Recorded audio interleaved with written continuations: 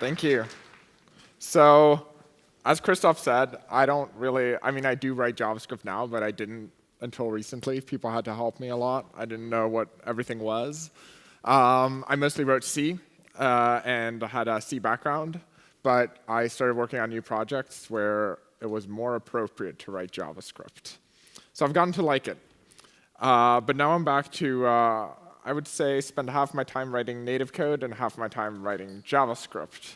And WebAssembly is a pretty good intersection between those, so that's what I'm going to be talking about today. But it actually started something like this. Christoph was like, we were sitting next to each other, and he was like, yeah, hey, champ, you want to go to JavaScript conference? And I'd been doing JavaScript for like 2 months, so I was like, really? But then he goes on to explain the conference to me, and naturally, I'm like, where do I sign up, right? So, oops, this clicker is, can somebody fix the clicker? It's pointing in the wrong direction. Is it? I feel like this is not the hole for the, maybe these are interfering. This thing, yeah. Well, maybe that works a bit better. But yeah, when I heard there was skiing, I was like, let's just sign me up. I haven't been skiing in 5 years, and by the time the conference rolls around, I've done some more JavaScript. So we were thinking about what should I talk about, and I was pretty excited about WebAssembly because as I said, I'd been writing mostly native code, but moving more and more towards the web. So I thought it was an interesting topic to learn more about. So hopefully I can pass on some of that knowledge to you today. So a bit about my background. As I said, I work mostly on native UI frameworks at Facebook, where I've worked on frameworks such as Litho, Yoga, React Native, and secret stuff. It's been pretty fun working mostly on basically optimizing UI scroll performance in all of our native stacks. But yeah, lately I've been doing a lot of JavaScript as well. The main project we'll be focusing on today is, this is a horrible clicker. I'm just not going to use it. Yeah, the main project we'll be focusing on today is Yoga. So Yoga is a C getting to be a bit C++ library that implements Flexbox, but standalone from any browser. So this was initially implemented for React Native, where we wanted a Flexbox implementation because we were looking at having web developers write native apps, and web developers love Flexbox. But we didn't want to pull in Chrome's layout engine because that's going to be huge. So we wrote this tiny library called Yoga, which just does Flexbox, does it well, and does it in a tiny file size as well. So it started with React Native, but it quickly grew to every single UI framework at Facebook.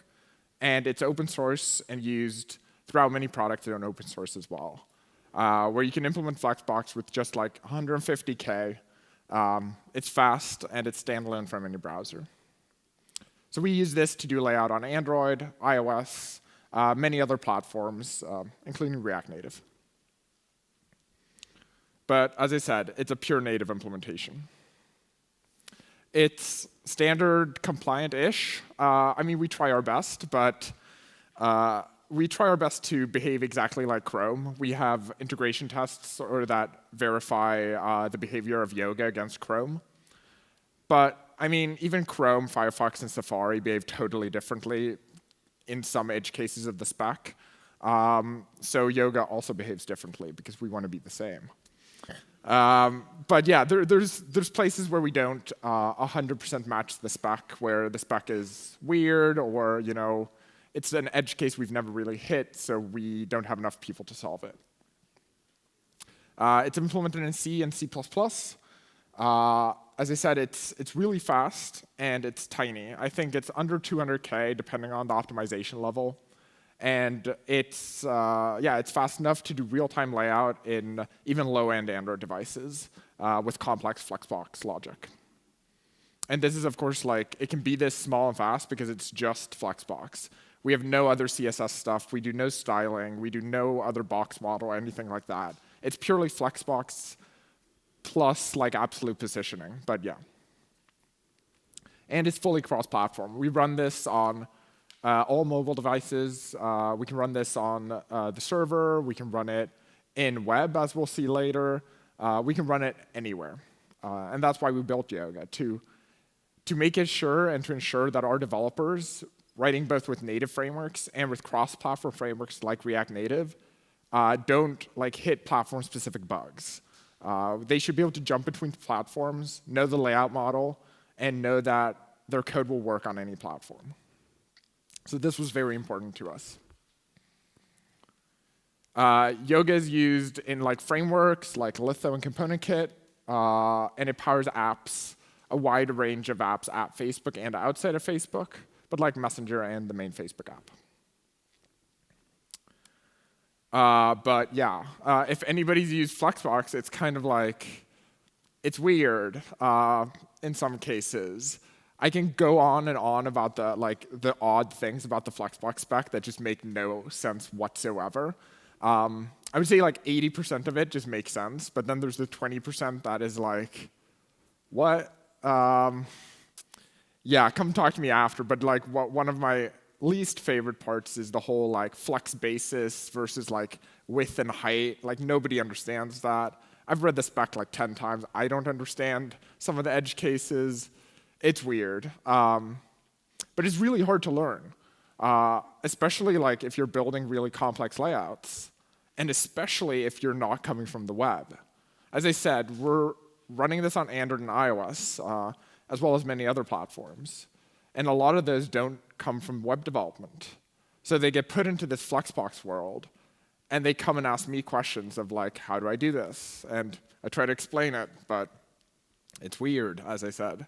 So we kind of want to solve this, because as Yoga is expanding its reach inside of Facebook and outside, we can't really support all the people using Flexbox. It's incredibly hard to really fully explain what's going on, and we need a better way to do that. So Yoga has this website. We wrote it once, and we haven't updated it since. Sorry. The documentation is all right. Like we try to describe all the properties. We try to have like images of like how it looks. There's some problems with this though. First of all, this documentation it's static. It doesn't really, like, we aren't really changing it.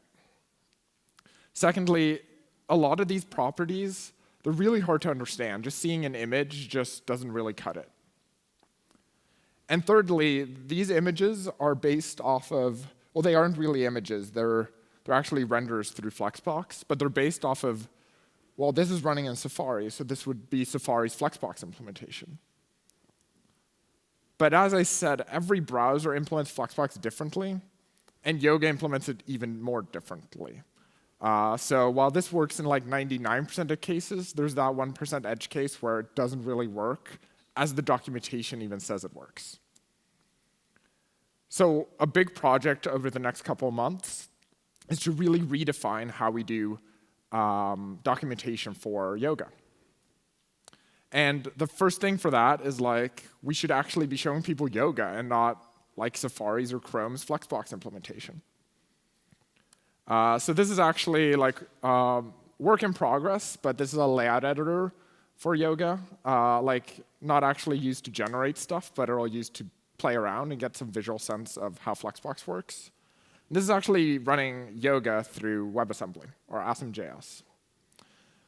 So this is what I'm going to be talking about today. Getting a C++ library running on the web. And we do this through a tool called mscripton. So mscripton is a compiler toolchain, a backend for LLVM, which allows you to compile a couple different languages, but it's basically anything built on LLVM, but it focuses on C and C++. And allows you to compile that to WebAssembly and Assam Jas to allow you to run C and C++ in the browser. And this is what allows us to be able to build like interactive documentation and layout editors using Yoga running inside your web browser. So we can ensure that when you're looking at the documentation for Yoga, you're actually running Yoga and you're not running Chrome's Flexbox implementation, because that, in the end, is not nearly as valuable. So, WebAssembly. What is it?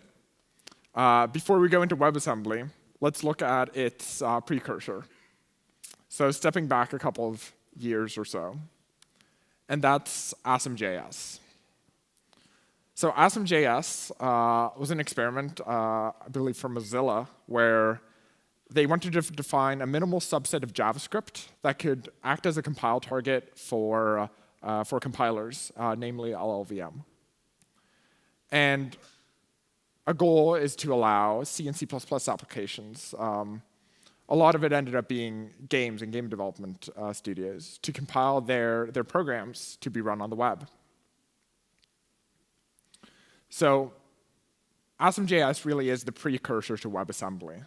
It proved out the tool chain, it proved out the performance aspects for some of them, and it kind of like, paved the way for WebAssembly. It's fully JavaScript compatible, which is the really cool thing about Assam Jas. It'll run in any browser that really supports basic JavaScript. It'll run a lot faster if they have an Assam Jas like optimized pipeline. But without that, it'll still run. So it's fully compatible. They also built an LLVM backend. So LLVM is this compiler tool chain that a lot of languages nowadays use as their backend to compile to machine code. But it's built on this architecture where you can plug in a different backend for different assembly outputs. So instead of outputting assembly in this case, they built a backend that output Assam Jas, or this subset of JavaScript. Now, Assam Jas can be very fast due to some optimizations in the output JavaScript. But it's not always fast and doesn't have to be fast. But it tries to optimize for some of the known implementation details of browsers. So depending on the browser, it'll be differently fast as well. And it was mostly used for games, such as Unity has backends to output Assam Jas. So this is kind of what Assam Jas looks like. If you have a C function on the side there, the int f taking an int I, this would compile to a JavaScript function looking kind of like this. And this is what I mean by it uses implementation details of JavaScript engines to ensure fast computation. You can see this bitwise operation with 0 on all the numbers. And this is really because it is known that implementations of JavaScript engines will then use an int for this in the underlying implementation, so this will become fast integer math. But that's really just an implementation detail, and this is what Assam Jas is making use of to ensure high performance and to ensure that it's compatible with the implementation that would be generated for your processor's native assembly code. So what's bad about Assam Jas? Well, again, it was made for JavaScript and made to be JavaScript compatible. So this was the really great thing about Assam Jas, but they had to make some compromises to be able to make this happen. So again, like the outputted code is, it's hard to output that code, harder than normal assembly code, because JavaScript is made for humans and it's not made for computers to generate. This also means the file sizes are larger. There's more symbols than necessary, so it becomes slower to parse, slower to download. And you're also limited to JavaScript types, which is why you do these things like the bitwise OR of a 0 to ensure you get an int in the implementation, because JavaScript does not have an integer type. So you're relying on the implementation of the JavaScript VM to ensure you get an underlying int. So we've arrived at WebAssembly, which is then taking the goals of Assam Jas, or some of them, not the backwards compatibility goals, but trying to do it in a more forward-thinking way. So WebAssembly is a cross-platform assembly-like language. And it's made from the start to be not easy for humans to read, but easy for computers to read. So it mirrors and looks a lot more like x86 assembly and more traditional assembly languages, which are not meant to be written by hand. It's right now supported by all modern browsers, so you can ship WebAssembly today. WebAssembly today is only a subset of what the standards really want to make it, but it's having it be this small and focused today that's allowed it to ship in all these browsers so quickly. Again, it uses an LLVM backend, so this is the same as Assam Jas, which has the same benefits of being able to compile a lot of different languages to it.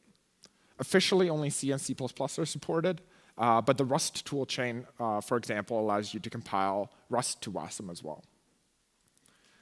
And I say here that it's potentially very fast, and that's because, again, like WebAssembly is new, and the focus has been on implementing it in all browsers.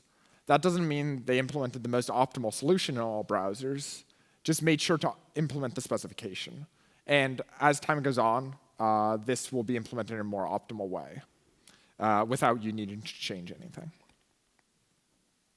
But it is much easier to optimize, again, because we now have type information, and the code is much easier to read for computers, and it's made to be able to be read and executed while streamed from the network, for example.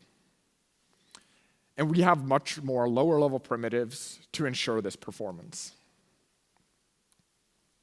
So let's take this function, for example. So instead of that Assam Jas style, where we might do the bitwise OR on all the numbers to ensure integers, but the structure overall looks the same, in WebAssembly, it looks more like you would in a typical assembly language. You would have things like get locals, and you can, if you read it a bit, you can see that it's using a stack approach to do calls. So again, this is not optimized for us to write in any way. It's optimized for the computer to output and for the computer to read. Yeah, I mean, it'll get transferred in a binary format, which is read later, not this textual format. But this might be what's outputted. So let's do demo time. And before demo, a little slide. This is how you would install mscripten. And these are the commands I've run before running these demos. So this is kind of what you could try at home if you want to play around with it. Let's go to my terminal.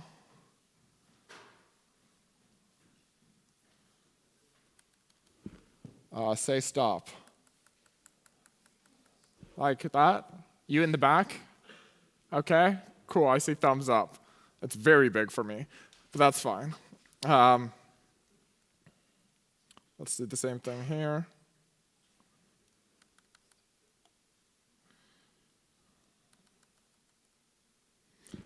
So we're going to start with this simple program describing how many bananas I ate. And we're going to take this program and we're going to develop it further over the course of 4 demos. And then the last demo, I'll compile something bigger. So this is an extremely simple C program. It just has a function that returns the string, I ate 10 bananas, because I like bananas. It has just a little marker attribute here saying that mscripten should keep it alive. So this means otherwise mscripten will take your program, it'll look for the main function, which I don't have here, execute it, and throw the program away because it's done. So this just tells mscripten that, hey, you should keep this alive and make this function callable after the main function has been executed. We have this JS function here, which in our HTML we have a class called button, and we just add a click listener to it. Here we use the module.c call. This is an mscriptum or a WebAssembly function. And we say we want to call bananas with a return type string, and it has no arguments. Then we're just going to append that string output to our document. Now, mscriptum will actually also generate a file for us, but it's big. And I don't really understand what it is, so we're not going to go into that. But just know that mscriptum will generate that for us. Our simple HTML looks the same for all these demos, and it just includes the mscriptum's generated JavaScript, which sets up all of WebAssembly. This will most likely get much simpler in the future and not need this file. But then it imports our hello.js, which binds to our function in C. So we're going to go ahead and compile this. And let me explain this. So we're using the mscriptum C compiler. That's emcc. We're choosing to compile our hello.c file with wasm. So by default, mscriptum will compile for Assam Jas. But for this demo, we, of course, want to use wasm. We tell it to output index.js, so that's that generated JavaScript file. We tell it to not exit the runtime. This means it's going to keep alive our script after the main function is called. And then we tell it to export some specific functions, such as that ccall function and add function. And the reserved function pointers, this is used in a later demo, but it allows us to pass function pointers from JavaScript back into C. So we're just going to use a very similar compile command for all of these demos. But this should probably be wrapped up in a makefile or similar. So we can compile this, and we can see here that index.wasm was generated here, as well as a new index.js file. And we can actually run this through mrun, and then go to the browser. And I ate 10 bananas. So this is calling through to the C code that we wrote before. We can show that by saying that I was extra hungry today.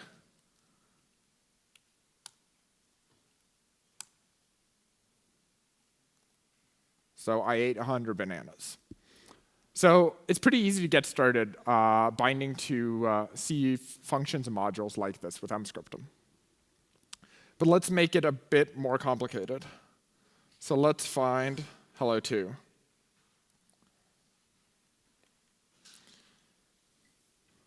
So in hello2, I'm actually going to, from my C file, call into JavaScript to know how many bananas I ate, because I want to have this logic in JavaScript instead of C. So the mscriptum header that I import has this em_assam int. This means I'm calling an integer function. And inside of this block, I can just put regular JavaScript. So in this case, I'm just calling into my get number of bananas. That gives me the bananas, and I should be deallocating this buffer. I'm not. But just for the demo, I'm printing my number of bananas to the buffer and returning that buffer to be, again, printed out in my document. Again, no change to how I call this function. I just have to have a get number of bananas function in the global scope. So if we go to hello2, again, run that compile command, run it in the browser, I ate 10 bananas. This time that 10 integer is coming from JavaScript instead. So now you can see how we can use C modules but integrate with JavaScript in different ways. So we can both call JavaScript functions, but also get return values from them. So you can probably imagine what this opens up for.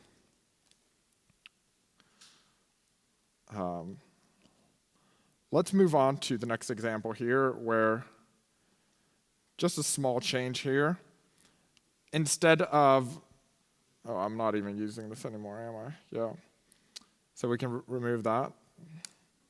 So instead of calling into JavaScript to ask for the number of bananas, let's just pass that as an argument this time. So you can see here we've actually changed this to say we have one number argument, and we're passing 10 as that single argument.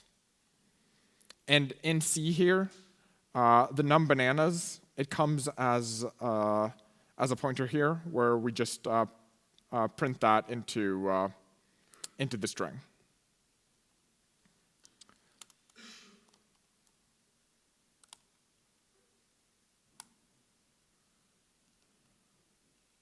Yeah, that should be an integer, not a pointer, but it still works, I'm pretty sure. Let's hope so. Yeah, so I still ate 10 bananas. I should fix that warning. But you see here, like, you still get your C language warnings through the Emscripten compiler. You can fix that, but you integrate seamlessly with JavaScript, where JavaScript can pass arguments to C. C can call JavaScript functions, and then get the return values from there. The problem, though, with our demo where we call a JavaScript function from C is that we need to know the name of that JavaScript function. And we might not want to do that. We may want to work with standard C function pointers instead for callbacks and such things. Imagine you're building a game library or a networking library. You need to call back into JavaScript for some event. So that's what we cover in Hello 4. Here in Hello 4, we actually use module.add function. So module add function, this registers a function with the WebAssembly module. And it returns basically a function pointer to that. Now this function pointer we can pass as a string to our native call. And this allows us to then, in our C code, we can declare a function type of a function pointer, which we parse this string to. So now we have our banana func here, which we then call to get the number of bananas. So before, if I change this to 18 bananas,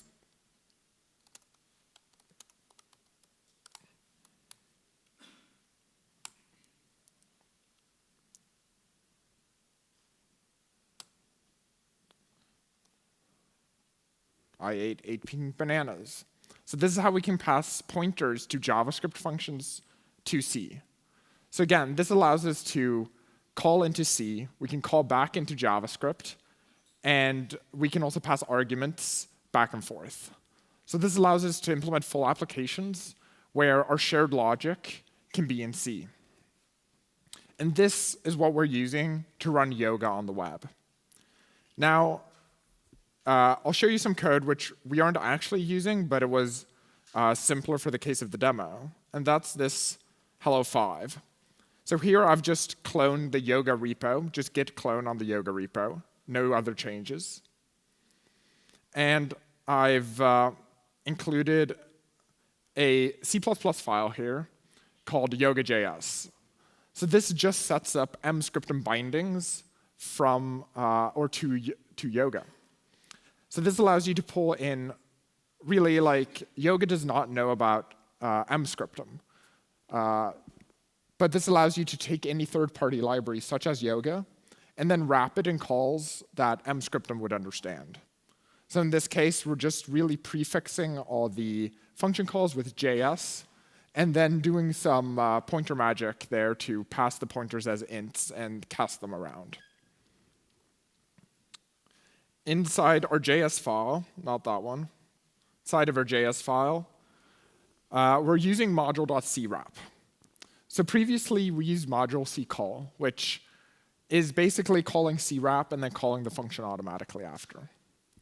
Crap instead takes that definition of a C function and returns a function, a callable object that you can call.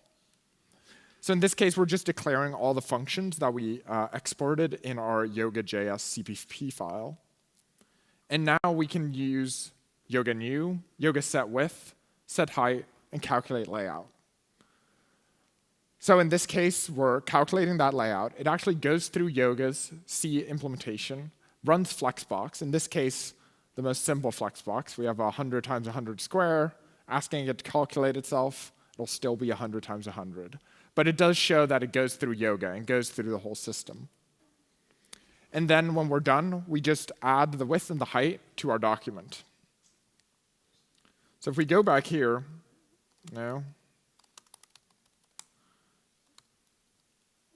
and then now this became a more complex command, but we're still really just compiling Yoga as well as our Yoga.js file.